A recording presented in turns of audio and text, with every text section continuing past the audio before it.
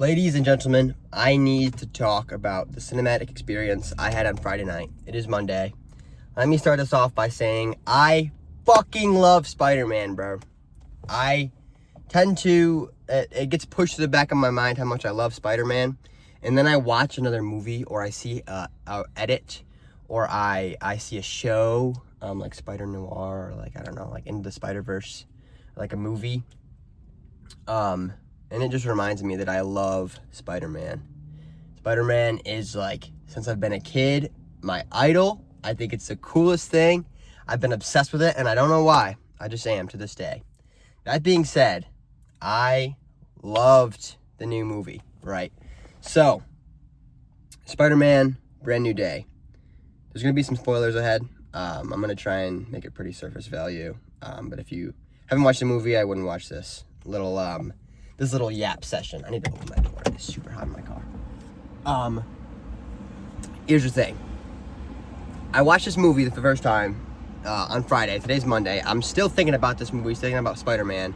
I need to get, like, a Spider-Man poster so I can just be reminded of my passion for Spider-Man every day. Anyways, I watched the movie, and I finished it, and I was like, that was really good. I like that movie, but I didn't love the story. Like, it just kind of, the way that they had closed it off, the way that, like, Aunt May, like, talked to, why am I forgetting her name?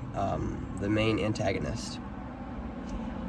Okay, I don't know how I forgot it. Jean Grey is the antagonist. I'm not, like, a comic fan, really. I didn't read the comics. I just love Spider-Man. I think it's cool. So I don't really know, like, how comically accurate the lore was. But I thought it was kind of confusing how, like, Aunt May just talked to Jean Grey and was like, hey, like, with great power comes great responsibility. And I don't think she said that, but, like, she just kind of yapped to her. And that, like made her realize that she's being crazy and she needs to flip sides. And I don't understand how she got in Peter's head. And then he just kind of, like, he controlled it. Like, he talked to her in his own head. And, like, he swapped spots with her. I was like, how is he doing that? Like, I get he got stronger, but, like, he got mental powers? Or, I don't understand. So that part had me a little confused, and I was like, I don't really know about that story, but I love the movie. And then I kind of, like, let it stew for a couple of days, and I realized that my favorite Spider-Man movie is The Amazing Spider-Man 2. And that movie has terrible storytelling, like, super confusing, so many characters. But I don't care, it's my favorite. I love it, because I love the cinematics, I love the story, I love the metaphor with time passing, I love, like, Emma Stone and Andrew Garfield, like, their dynamic in that was amazing. And in this new one, brand new day, Tom Holland and Zendaya, amazing, tragic, super sad, heartbreaking, like, dynamic, but it was amazing. It was done very well. I think it was their best performance out of any Spider-Man yet, and many people agree. The cinematics, the shots were just phenomenal. Like, there's been no Spider-Man movies like that. Amazing Spider-Man 2 is the closest I think we've got to, like, those amazing shots. And there were so many, like, swinging shots. You felt like you were Spider-Man. Like, there was first-person swinging shots, which I know those are, like, mostly CGI, I think. But it was still, like, super cool to see. Like, the montage at the start where he's just fighting crime in New York is just, like, core staple Spider-Man. And it is just, like, it was the most refreshing thing to see. Like, I'm not watching Spider-Man fight an alien from space anymore, or, like some crazy, like Captain Marvel type, like, that's just my example, because it's the most recent one I watched. Like, on Disney Plus, I rewatched Captain Marvel. And it's, like, just, the recent Marvel movies are all just, like, wild, out of this world. That one was so grounded in just, like, fighting crime. He gets, like, a new cool power. He doesn't get a new cool power, but he gets way stronger. Like, he's got this emotional and physical dilemma. I thought it was just awesome. It was amazing. And the emotion rivaled that of Amazing Spider-Man 2 when Gwen Stacy died. And I know I'm quoting that, I like referencing that a lot. I love that movie. Like I said, I already explained why I love it. And this movie reminded me of it so much. I think it was better. It didn't have the messiness that TASM 2 had. It was more like there was still a lot of characters. There was still the Hulk. There was still the Punisher. There was still, like, obviously Zendaya and Ned, and then Jean Grey. Like, they were all very integral, but it wasn't like a clusterfuck like TASM 2 was. And it was just great. It was so enjoyable. Like, in the theater, I brought a bunch of snacks. You know, I didn't buy them. I brought them. That's what one does. And I didn't even eat all of them. I didn't have the time. I was so locked in on Spider-Man, and like it was just so the fighting scenes, I cannot get over that. Like, I want to go watch it again. I watched it Friday in theaters, and it's Monday, and I'm still like, I need to go see this movie again. And I was looking at like when it releases to be rented so I can watch it again. Like, I cannot get enough of that. Like I think I want to buy a PS5 now and play the video games, because I've seen somebody, like, I watched a playthrough of the video games, but I didn't play them myself because I have an Xbox, and like I just love the way it looks, and that movie looks a lot like the video games, and I'm like, I need to play the games now. Like, I'm addicted to Spider-Man now all over again, and like I wasn't like this after I watched No Way Home, because it was good, but this was like amazing. I just cannot get enough of that, like, swinging, beautiful lighting, cinematics. The movie was like a little funny, had just enough humor, but this time, like the previous Tom Holland ones, I've always thought they were like more geared towards a younger teen audience. Like, they could be aired on like Nickelodeon or Disney Channel, and that was kind of my biggest gripe with them, is like they seem just like for younger kids. Whereas like Andrew Garfield and Tobey Maguire Spider-Mans, they were like definitely like older. They were a lot more emotional and like raw, and like a broke young kid in high school or early college. And then Tom Holland like came into the picture, and he was obviously younger, but it still just felt like a Nickelodeon show to me, or like a Disney Channel movie.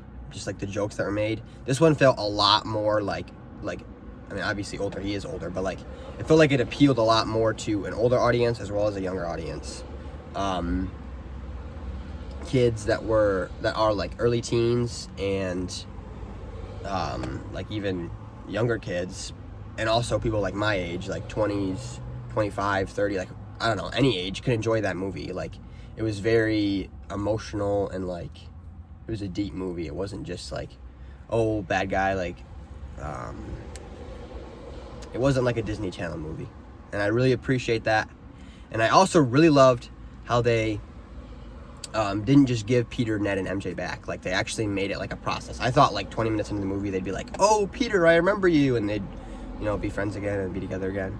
He actually had to work for it, and it was like devastating when she saw that letter, and we're like, oh, like, I literally went, oh, like, she saw the letter, and then she goes, she's like, I don't love you, and I was like, wow, like, that's not what I expected, and that broke my heart a little bit, because, you know, like, Spider-Man, bro, like, that's my guy, you know what I mean, like, that's my guy, and that kind of broke my heart, and very rarely does a movie do that, you know, a superhero movie, you know, and it was incredible. I loved it. I really, I'm a sucker for cinematics, like good shots, awesome fighting scenes, and that movie had so many just super cool shots. Like when he was fighting all the sword guys in that little cage, or a cage, I don't know what it was like a cell block or something, and he like webbed in the air and then like caught them all. It was like, how'd he do that? I don't know, but it was super cool looking. It was cool as shit.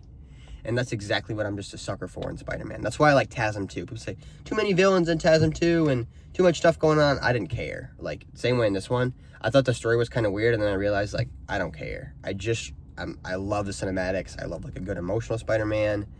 And, like, that movie had everything that I love in a Spider-Man. So as time goes on, I appreciate more and more. And I think if I rewatched, like, No Way Home, Homecoming, Far From Home, any of those, I would probably think, like, this is like terrible compared to what I just watched, just because it seemed like, from my recollection, it's just such a different movie. I watched No Way Home the night before, brand new day, just to like get a refresher on it. I'm like dripping sweat in this car, and like doesn't even compare. I don't know like what changed, but they just were trying a new style or something he changed that I'm not aware of.